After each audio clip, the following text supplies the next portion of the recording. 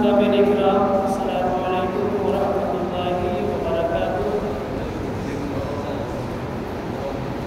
الحمدللہ رب العالمین والعاقبۃ للمتقین والصلاة والسلام علی رسولہ الکریم، اما بعد فاعوذ باللہ من الشیطان الرجیم، بسم اللہ الرحمن الرحیم، قل لا أسألكم عليه أجرا إلا المودة في القربى، صدق الله مولانا العظيم وصدق رسوله النبي الأمين المعين المتين الكريم، ونحن على ذلك لمن الشاهدين والشاكرين والحمد لله رب العالمين۔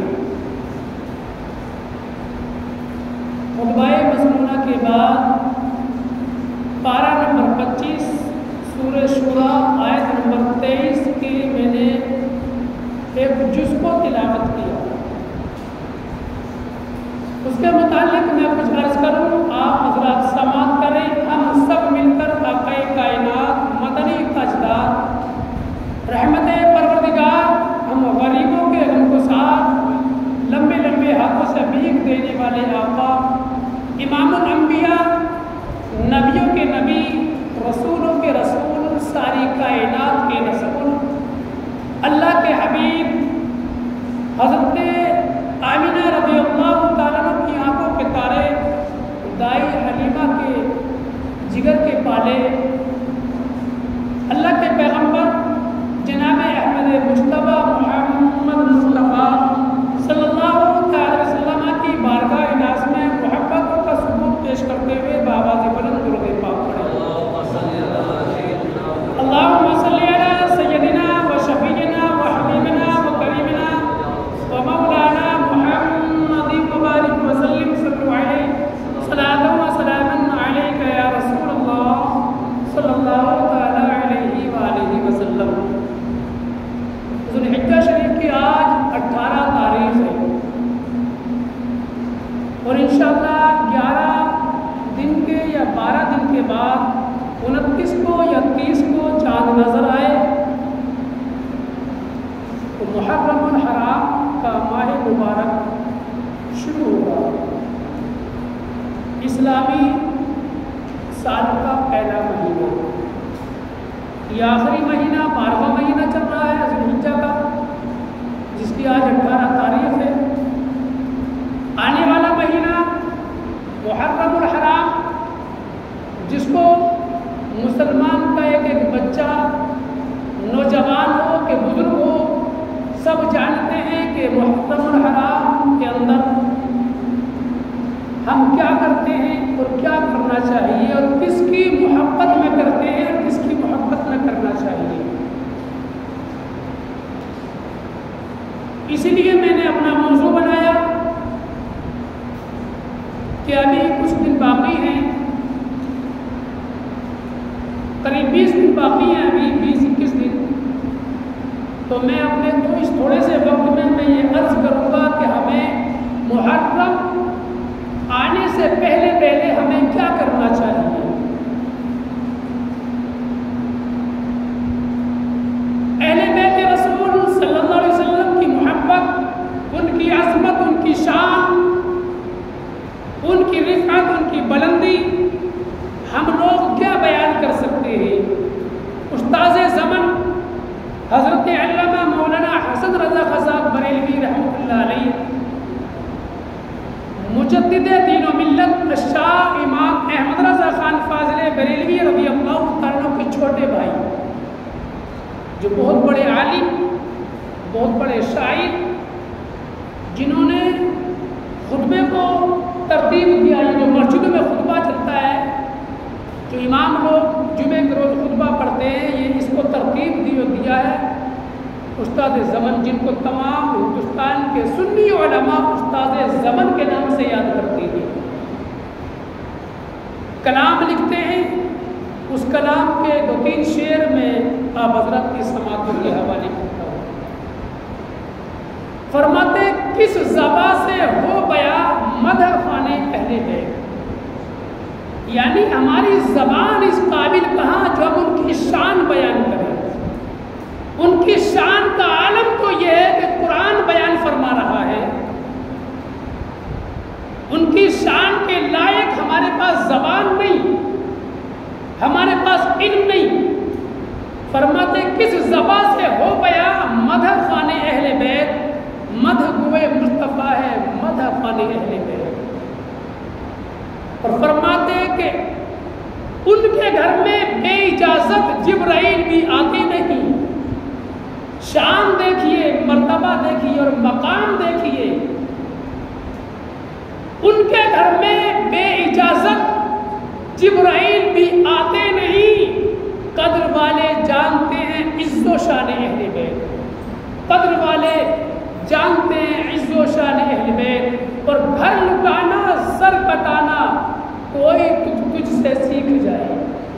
گھر لٹانا سر کٹانا کوئی تجھ سے سیکھ جائے. جانے عالم ہو فدا اے خاندان اہل بیت، جانے عالم ہو فدا اے خاندان اہل بیت. اور مکتے میں فرماتے ہیں بے ادب گستاخ فرقے کو سنا دے اے حسن، بے ادب گستاخ فرقے کو سنا دے اے حسن. یوں بیاں کرتے ہیں سنی داستان اہل بیت، یوں بیاں کرتے ہیں سنی داستان اہل بیت. ایک مرتبہ اور نبی آل نبی پر محبت کے ساتھ درود پاک پڑھیں. اللہم صلی علی سیدنا و شفیعنا و حبیبنا و کریمنا و مولانا محمد مبارک وسلم. صلو علیہ صلاۃ و سلام علیک یا رسول اللہ صلی اللہ تعالی علیہ وآلہ وسلم. آپ حضرات آگے تشریف لاتے رہے اور بیٹھتے رہے. بارش پڑ رہی ہے، ہلکی ہلکی اللہ کی رحمت برس رہی ہے. حضرات محترم، خالق کائنات نے دنیا کو پیدا کیا، 18,000 مخلوقات کو پیدا کیا، انسانوں کو پیدا کیا. رب تبارک و تعالی نے ہدایت کے لیے انبیاء اکرام کو بھیجا اور انبیاء اکرام دنیا میں آتے رہے، لوگوں کو ہدایت دیتے رہے. اے لوگوں آؤ، ادھر آؤ. تم کس کی بارگاہ میں پیشانی جھکاتے ہو؟ تم جس کی بارگاہ میں جا کر پیشانی جھکا رہے ہو وہ اس قابل نہیں. ارے اس قابل تو وہ ہے جس نے ساری کائنات کو پیدا کیا ہے، جو خالق و مالک ہے، جو رب العالمین ہے، جو پروردگار عالم ہے، جس نے ساری کائنات کو پیدا کیا. اپنی پیشانی اسی کے سامنے جھکاؤ، وہی تمہارا رب ہے. اپنی زندگیاں گزارو تو اس کے حکم کے مطابق گزارو. حضرات محترم، انبیاء اکرام آتے رہے اور دین کی تبلیغ کرتے رہے، لوگوں کو تبلیغ کرتے رہے. حضرات محترم، یہ سلسلہ جاری رہا. حضرت آدم علیہ السلام آئے، حضرت شیس علیہ السلام آئے، حضرت ادریس علیہ السلام آئے، حضرت نوح علیہ السلام آئے، حضرت یعقوب علیہ السلام آئے، حضرت اسحاق علیہ السلام آئے، حضرت یوسف علیہ السلام آئے، حضرت ہود علیہ السلام آئے، حضرت صالح علیہ السلام آئے، حضرت شعیب علیہ السلام آئے، حضرت لوط علیہ السلام آئے، حضرت ابراہیم اور خلیل ابراہیم علیہ السلام، اسماعیل سبی اللہ، حضرت اسحاق علیہ السلام، حضرت یعقوب علیہ السلام، حضرت یوسف علیہ السلام، حضرت موسیٰ کلیم اللہ اور حضرت عیسیٰ روح اللہ تک. حضرات محترم، 1,24,000 یا 2,24,000 کم و بیش دنیا کے اندر انبیاء اکرام تشریف لائے. اور سب سے آخر میں، سب سے بعد میں امام الانبیاء، امام الانبیاء، خاتم الرسول، حضرات محترم، میرے اور آپ کے ساری کائنات کے نبی اس دنیا میں تشریف لائے، جس کو ساری دنیا آج اور قیامت تک یاد کرتی رہے گی، جن کو ہم حضرات محترم محمد رسول اللہ، اللہ کے حبیب کے نام سے جانتے اور پہچانتے ہیں اور ساری کائنات جانتی ہے. میرے آقا نے فرمایا تھا ایک موقع پر، اے میرے صحابہ سنو سنو، کچھ کم وقت، کچھ بدبخت انسانوں میں اور کچھ بدبخت جناتوں میں ایسے ہیں جو میرے مقام کو جانتے اور پہچانتے نہیں. لیکن میرے آقا نے فرمایا تھا میرے صحابہ سنو، کچھ بدبخت انسان ایسے ہیں جو میرے مقام کو نہیں پہچانتے، کچھ بدبخت جنات ایسے ہیں جو میرے مقام کو نہیں پہچانتے. اور فرماتے کائنات کی ہر شے، کائنات کی ہر شے میرے مقام کو جانتی ہے اور پہچانتی ہے. یہ شان ہے میرے اور آپ کے نبی کی. تشریف لائے، زندگی گزرتی رہی، دنیاوی ظاہر عمر 40 سال کی ہوئی. حکم ہوا میرے حبیب اعلان کر دو، کہہ دو ان لوگوں سے جن کے سامنے تم نے زندگی گزاری، 40 سال زندگی گزار دی، اب یہی لوگ تمہیں سچا مانتے ہیں، تمہاری بات پر یقین کرتے ہیں، تم کو صادق الامین کہتے ہیں، اپنی امانتیں آپ کے پاس رکھتے ہیں، آپ کو سچا کہتے ہیں، محمد بن عبداللہ جو کہتے ہیں وہ سچ کہتے ہیں، ان جیسا انسان نہیں دیکھا، بات کرنے کا انداز نرالا ہے، چلنے کا انداز نرالا ہے، گفتگو کرنے کا انداز نرالا ہے۔ حضرات محترم، مکے کا ہر انسان آپ کی عزت کرتا، آپ کی عزت و توقیر کرتا، محبت کرتا۔ رب کا حکم ہوا اعلان کر دو۔ آپ نے حضرات محترم دین کی تبلیغ کرنے کے لیے، سب سے پہلے تبلیغ کرنے کے لیے حضرت مولا علی کو بلایا۔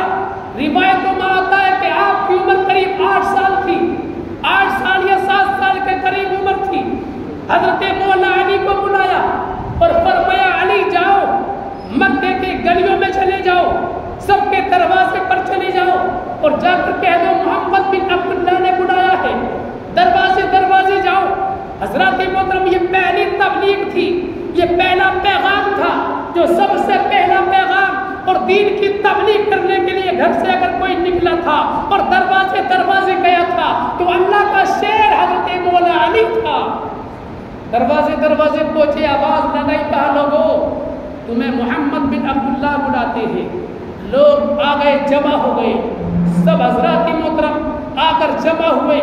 محمد بن عبداللہ تم نے کس کام کے لیے بلایا؟ فرمائیے کیا چاہتے ہو؟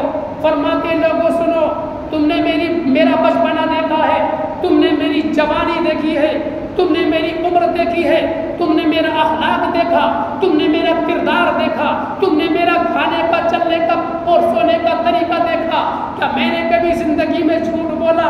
فرماتے نہیں نہیں محمد بن عبداللہ، تم جو کہتے ہو سچ کہتے ہو، تمہاری زبان سے جو الفاظ نکلتے ہیں بڑے ہی خوبصورت ہوتے ہیں، تمہاری بات کرنے کا انداز بڑا نرالا ہوتا ہے، تم سے پہلے ہم نے ایسی محبت سے بات کرنے والا کوئی انسان نہیں دیکھا، ایسی خوبصورت بات کرنے والا، اتنی اچھی سوچ رکھنے والا کوئی انسان نہیں دیکھا، تم جو کہتے ہو سچ کہتے ہو۔ میرے نبی نے فرمایا سنو سنو، یہ جو سامنے پہاڑی ہے، اگر میں تم سے یہ کہوں اس پہاڑی کے پیچھے ایک قافلہ آ رہا ہے جو تم پر حملہ کرنا چاہتا ہے، تو کیا تم یقین کرو گے؟ لوگوں نے کہا ہاں محمد بن عبداللہ، آج تک تم نے جو کہا ہے وہ سچ کہا ہے، آج جو کہو گے وہ بھی سچ کہو گے، اور جو کہو گے ہم اس کو مانیں گے۔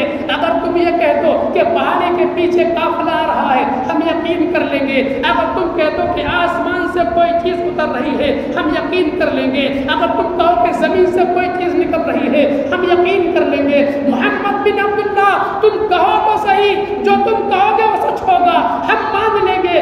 فرمایا سنو سنو، انی رسول اللہ، میں اللہ کا رسول ہوں، تم جس کی عبادتیں کرتے ہو اس کو چھوڑ دو، اس رب کی عبادت کرو جس نے ساری کائنات کو پیدا کیا۔ اتنا کہا، لوگوں کی گردنیں جھک گئی، زبانیں کند ہو گئی۔ جو لوگ ابھی کہہ رہے تھے کہو تو صحیح، جو کہتے ہو سچ کہتے ہو ہم مان لیں گے، دائیں بائیں دیکھنے لگے، حضرات نکلنے لگے، کچھ زبان درازی کرنے لگے، لوگ ادھر ادھر چلے گئے۔ اسی وقت سے میرے اور آپ کے نبی کے لوگ دشمن بن گئے، اتنے دشمن بنے۔ میرے نبی نے اعلان نبوت کرنے کے بعد دین کی تبلیغ شروع کر دی، لوگ حضرات محترم چھپ چھپ کر ایمان لانے لگے۔ جو لوگ خدا کو نہیں مانتے وہ ظلم ڈھانے لگے، ظلم ڈھاتے رہے مسلمانوں پر، نبی پر۔ پھر ایک وقت ایسا بھی آیا، حکم ہوا میرے حبیب 10 سال ہو گئے، 10 سال گزر گئے، یعنی 40 سال کی عمر سے لے کر اور حضرات محترم 52 سال کی عمر تک، 53 سال کی عمر میں آپ نے ہجرت کی۔ اس کے بعد 13 سال تک مکے کے اندر رہے. حکم ہوا میرے حبیب اب ہجرت کر جاؤ, مدینہ تشریف لے جاؤ. یہ واقعہ ایک الگ ہے حضرات محترم, تفسیر کے ساتھ انشاءاللہ پھر کبھی ہوگا. میں کچھ اور عرض کرنا چاہ رہا ہوں. میرے اور آپ کے نبی مکہ المکرمہ سے مدینہ المنورہ ہجرت کر گئے, تشریف لے گئے, مدینہ المنورہ پہنچے, دین کی تبلیغ کرتے رہے.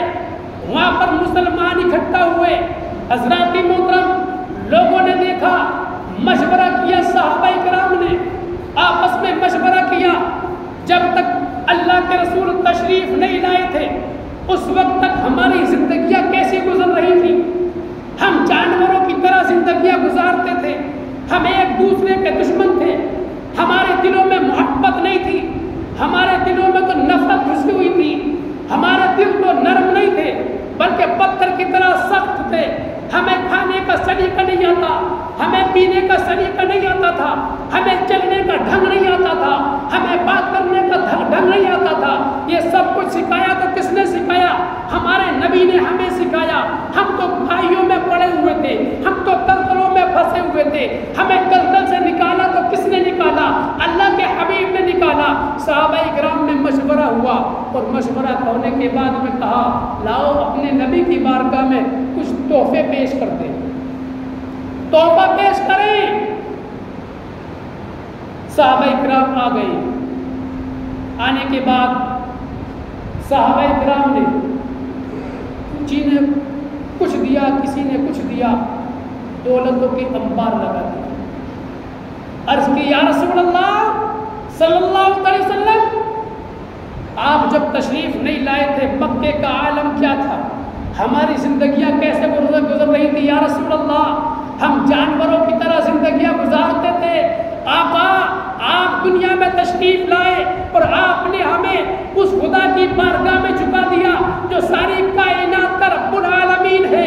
آقا ہم تو کھائیوں میں پڑے ہوئے تھے, ہم تو دلدلوں میں پھنسے ہوئے تھے, ہم تو جہنم کے اندر پڑے ہوئے تھے, ہم تو غلط راستے پر جا رہے تھے. یا رسول اللہ اس قابل آپ نے بنایا. یا رسول اللہ اے خدا کی عبادت کرنا آپ نے سکھایا. یہ کام یا رسول اللہ اے خدا کی عبادت کرنا آپ نے سکھایا. ہمیں چلنے کا طریقہ آپ نے سکھایا, بولنے کا طریقہ آپ نے سکھایا. ہمیں تو کھانے کا ڈھنگ بھی نہیں آتا تھا. یا رسول اللہ وہ آپ نے سکھایا. ہم تو عزت کرنا نہیں جانتے تھے, ہم تو گردنیں کاٹنا جانتے تھے. یا رسول اللہ عزتیں کرنا یہ آپ نے سکھایا ہے. اے اللہ کے رسول ہم آپ کی بارگاہ میں کچھ تحفہ لے کر آئے ہیں. آپ نے اللہ کا دین ہم تک پہنچایا.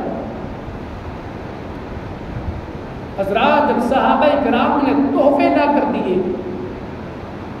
اس کام کے کہ آپ نے ہمیں خدا کا پیغام دیا اور ہمیں کفر سے نکال کر ایمان پر لا کر کھڑا کر دیا, جہنم سے نکال کر ہمیں جنت میں لا کر جو ہے کھڑا کر دیا, جہنم کے راستے سے جنت کے راستے پر لے آئے, جہنم سے نکال کر جنت کے اندر لا کر کھڑا کر دیا.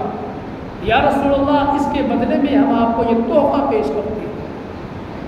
اللہ کے رسول صلی اللہ علیہ وسلم نے کوئی جواب نہیں دیا. حکم ہوا جبرائیل جاؤ آیت لے کر آ گئے.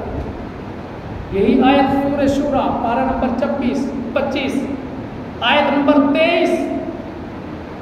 اس آیت کا ایک جز ہے قُلْ لَا أَسْأَلُكُمْ عَلَيْهِ أَجْرًا إِلَّا الْمَوَدَّةَ فِي الْقُرْبَى. میرے اور آپ کے نبی نے فرمایا سنو میرے صحابہ, یہ میں نے جو کچھ بھی کیا ہے نا, کہ میں نے تم پر کوئی احسان نہیں کیا کہ تم پر میرا احسان ہے, نہیں, یہ میرا فرض تھا, واجب تھا میرے اوپر. تمہارا احسان ماننا یہ صحیح ہے, لیکن اس کا بدلہ نہیں لوں گا. مجھے رب نے اسی کام کے لیے بھیجا ہے, میں نے تم کو پیغام دیا, تو مجھے اس کا کوئی اجر نہیں چاہیے, اجرت نہیں چاہیے. رب نے فرمایا قُلْ لَا أَسْأَلُكُمْ عَلَيْهِ أَجْرًا, اے میرے محبوب تم فرما دو کہ مجھے تبلیغ رسالت کا کوئی اجر نہیں چاہیے, کوئی اجر نہیں چاہیے, اجرت نہیں چاہیے. اگر تم کچھ دینا چاہتے ہو تو میری قرابت داروں سے محبت. دین تبلیغ کی مجھے کوئی اجرت نہیں چاہیے، اگر دینا چاہتے ہو تو میری قرابت، میرے اہل بیت سے، میرے گھر والوں سے، ان سے محبت کرو۔ اب حضرات محترم ایک سوال ہوتا ہے، کوئی اعتراض کرنے والا اعتراض کر سکتا ہے کہ نبی نے اس کام کی اجرت لینے کے لیے منع فرما دیا، مجھے کوئی اجرت نہیں چاہیے۔ رب نے فرمایا قُلْ لَا أَسْأَلُكُمْ عَلَيْهِ أَجْرًا إِلَّا الْمَوَدَّةَ فِي الْقُرْبَى، اے محبوب تم کہہ دو، اگر اللہ فرماتا تو فرض ہو جاتی یا نہ ہو، اگر رب فرماتا کہ میرے حبیب کے اہل بیت سے محبت کرو تو محبت کرنا فرض ہو جاتی۔ فرمایا کل، اے محبوب تم کہہ دو۔ جب نبی سے کہلوائی تو محبت اہل بیت یہ واجب ہو گئی، یعنی نبی کے گھر والوں سے محبت کرنا یہ واجب ہے۔ اور رب نے فرما دیا محبوب کہہ دو کہ مجھے کوئی اجرت نہیں چاہیے۔ اب کسی کے ذہن میں سوال آ سکتا ہے کہ قرآن کی آیت ہے، نبی فرماتے اجرت نہیں چاہیے، پھر کہتے ہیں کہ میرے قرابت داروں سے محبت کرو، میری اہل بیت سے محبت کرو، تو مانگا تو صحیح، دولت نہ مانگی، کچھ نہیں مانگا، محبت تو مانگی۔ کوئی سوال کر سکتا ہے، مفسرین کرام فرماتے ہیں اس کا جواب یہ ہے، محبت اہل بیت جو مانگی اس کی وجہ کیا ہے؟ وجہ یہ ہے کہ فرمایا لوگوں اور قیامت تک کے مسلمانوں کے لیے حکم دے دیا، پیغام دے دیا کہ میری اہل بیت سے محبت کرو گے تو اہل بیت کے کا کوئی فائدہ نہیں، فائدہ تمہارا خود کا ہے، ذاتی فائدہ ہے۔ وہ فائدہ کیا ہے؟ اب سنیے حدیث پاک، وہ اہل بیت کون ہیں؟ صحابہ اکرام رضی اللہ تعالیٰ عنہم اجمعین نے عرض کی یا رسول اللہ آپ کے اہل بیت کون ہیں؟ کئی روایتیں ملتی ہیں، کچھ راوی فرماتے کہ اہل بیت میں آپ کے گھر والے بھی آتے ہیں، حضرت مولا علی رضی اللہ تعالیٰ عنہ، حضرت فاطمہ الزہرا، حضرت امام حسن، حضرت امام حسین اور آپ کے ازواج مطہرات بھی آتے ہیں۔ کچھ فرماتے ہیں کہ صرف آپ کے گھر والے ہیں، لیکن حضرات محترم میں یہ عرض کر رہا ہوں کہ محبت اہل بیت کیوں ضروری ہے؟ فرماتے ہیں سنو، ایک مقام پر غدیر خم کے مقام پر میرے اور آپ کے نبی آئے اور صحابہ کرام ساتھ میں تھے، حج کر کر وہاں پر مدینہ المنورہ تشریف لے کر جا رہے تھے، غدیر خم کے مقام پر ٹھہرے اور فرمایا سنو، صحابہ کرام کو قریب بلایا، بات بڑی اہم ہے۔ فرماتے میرے صحابہ سنو، غور سے سننا۔ فرماتے حضرت مولا علی کا ہاتھ پکڑا، اس حدیث پاک کے راوی حضرت زید بن ارقم رضی اللہ تعالیٰ عنہ ہیں، بخاری شریف، مسلم شریف، سنن ابن ماجہ یہ حدیث پاک نقل ہے۔ فرماتے ہیں کہ اللہ کے رسول صلی اللہ علیہ وسلم نے مولا علی کا ہاتھ پکڑا اور کہنے لگے اے پروردگار یہ علی میرا محبوب ہے، اے پروردگار یہ علی میرا محبوب ہے اور میں تیرا محبوب ہوں، اے خالق کائنات میں جس کا محبوب علی اس کا محبوب، اے خالق کائنات جو علی سے جو مجھ سے محبت کرے وہ علی سے محبت کرے، جو علی سے محبت کرتا ہے وہ مجھ سے محبت کرتا ہے، اور اے پروردگار جو علی سے محبت کرے تو اس سے بھی محبت کرنا، اور جو علی سے عداوت کرے پروردگار تو اس سے عداوت کرنا۔ اور دوسرے مقام پر پھر فرماتے ہیں، فرمایا ہاتھ پکڑا حضرت مولا علی کا اور فرماتے ہیں سنو صحابہ، میں تمام مومنوں کی جان سے بھی زیادہ ان کے قریب ہوں۔ اور قرآن کی آیت ہے پارہ نمبر 21، النبی اولیٰ بالمؤمنین من انفسہم، قرآن کی آیت پارہ نمبر 21 سورہ احزاب۔ رب نے فرمایا میرا نبی مومنوں کی جان سے بھی زیادہ قریب ہے۔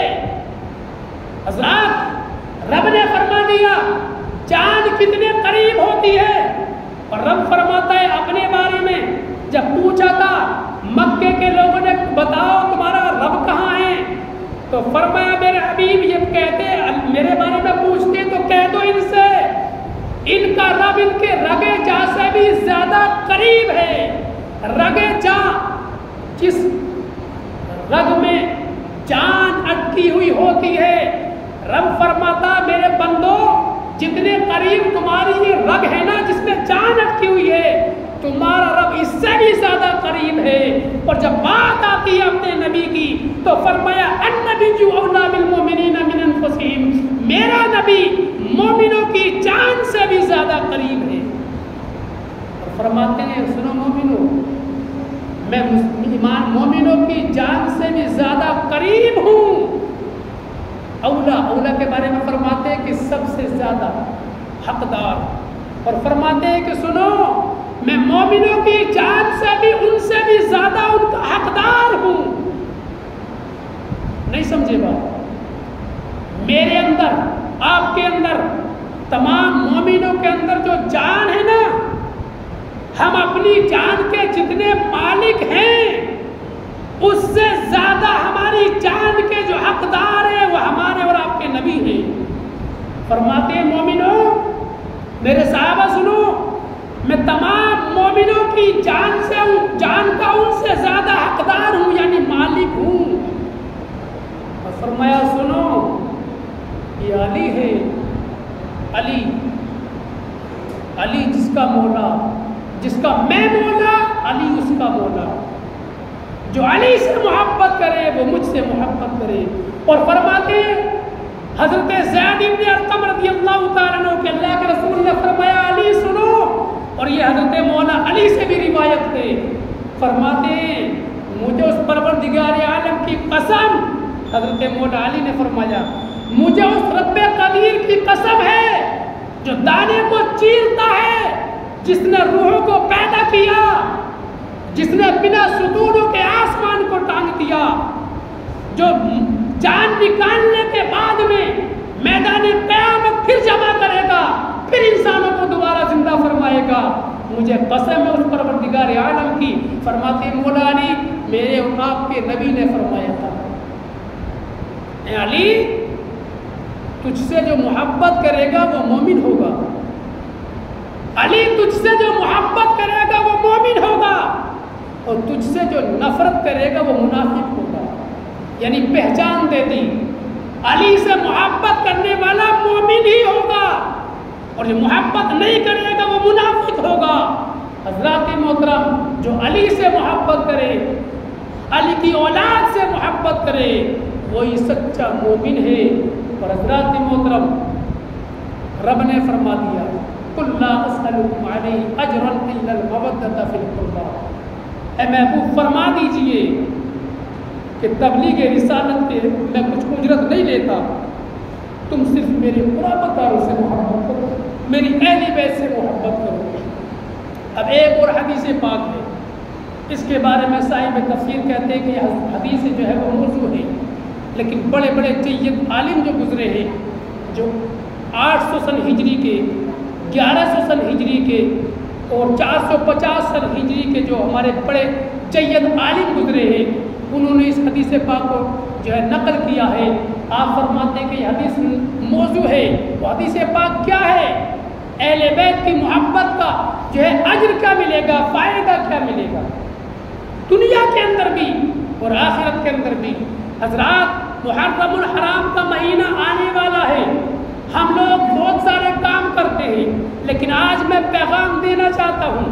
حضرات پیغام یہ ہے کہ ہمیں یہ چاہیے محرم الحرام کا مہینہ آئے تو ہم تحفے پر تحفہ بھیجیں، محرم کے بعد میں سفر کا مہینہ آئے تو حضرات محترم جس مہینے میں جس اللہ کے ولی کی یا کسی صحابی کی جب کوئی وفات کی بات ہو، ان کی شہادت کی بات ہو، جیسے آج 18 ذو الحجہ ہے تو آج حضرت عثمان غنی رضی اللہ تعالیٰ عنہ کی شہادت کا دن ہے۔ 18 تاریخ آج 18 ذی الحجہ حضرت عثمان غنی رضی اللہ تعالیٰ عنہ کی شہادت کی تاریخ ہے.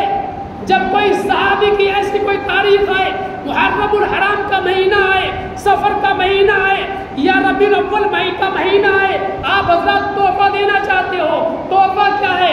ایک نیت کر لو، ایک عہد کر لو، آنے والا محرم الحرام ہے، نماز پڑھوں گا اور روزانہ قرآن پڑھنا اگر جانتے ہو تو قرآن پڑھوں گا، ایک قرآن پاک پڑھوں گا حضرت امام حسن، حضرت امام حسین کے نام سے، شہیدان کرب و بلا کے نام سے. اگر کوئی قرآن پڑھنا نہیں جانتا وہ درود پاک پڑھے، سورہ اخلاص پڑھے، سورہ رحمان پڑھے یا کوئی اور دیگر وظائف پڑھے، درود پاک پڑھے، کلمہ طیبہ پڑھے، کلمہ شہادت پڑھے، کوئی بھی جو ہے حضرات محترم کوئی بھی تسبیح پڑھے 1000 مرتبہ یا 2000 مرتبہ مجھے پڑھ کر جو ہے تحفہ بھیجنا ہے. حضرات محترم یہ عہد کر لے. محرم کا مہینہ آ رہا ہے، آپ حضرات یہ کرنا شروع تو کرو. جب ایسا کوئی مقدس برکت والا مہینہ آئے ان کے نام سے آپ قرآن پڑھو، درود پاک پڑھو، صدقہ و خیرات کرو، غریبوں کی امداد کرو، مدد کرو. جب آپ قرآن پڑھ کر ان کے لیے تحفہ بھیجو گے، اور حضرات محترم جب کسی کے پاس تحفہ جاتا ہے تو جس کے پاس تحفہ پہنچتا ہے اس کو محبت ہوتی ہے.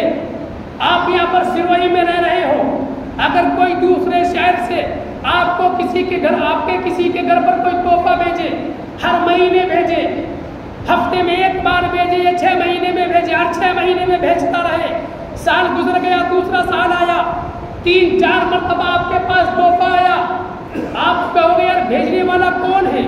آپ کو اس سے محبت ہو جائے گی، ملنے کی چاہت ہوگی. اسی ایک مثال دے رہا ہوں، ملنے کی چاہت ہو جائے گی.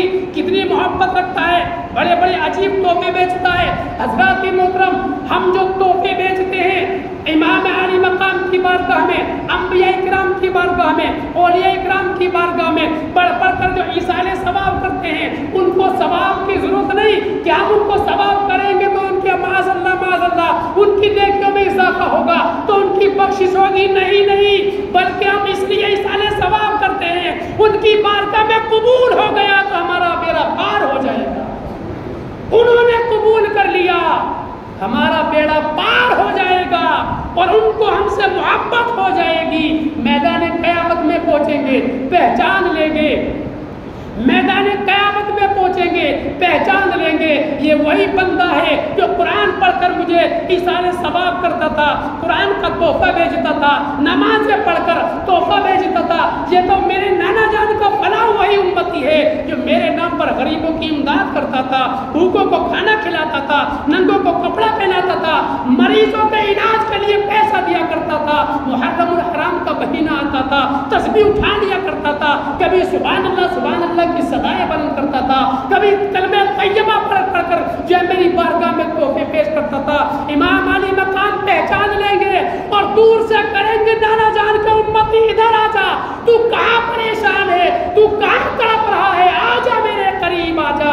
اگر امام علی مقام نے کہہ دیا تو سمجھ لینا ہماری زندگی کامیاب ہو جائے.